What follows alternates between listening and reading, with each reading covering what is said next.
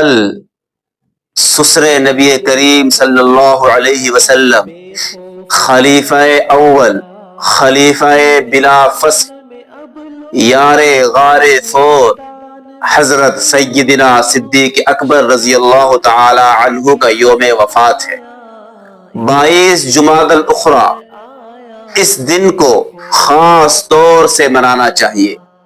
منانے کا مطلب یہ ہے اس دن خلیفہ اول کی خصوصیات، ان کے کارنامے، ان کی زندگی کو پڑھا جائے، سنا جائے، سنایا جائے۔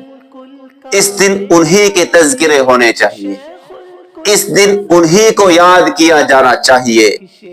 ہماری آنے والی نئی نسل کو باور کرایا جائے کہ سیدنا صدیق اکبر کی زندگی کیا تھی، بچپن کیا تھا، لڑکپن کیا تھا، جوانی کیا تھی، بڑھاپا کیا تھا اور مرنا کیسا تھا، تاکہ ہماری آنے والی نوجوان نسل سمجھ سکے کہ ہمارا آئیڈیل اور نمونہ یہ صحابہ کرام ہیں۔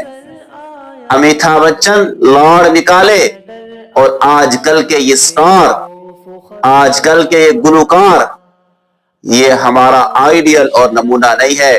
زندگی میں اگر کامیابی چاہیے تو انہی صحابہ کرام کو مشعل راہ ماننا ہوگا اور بنانا ہوگا۔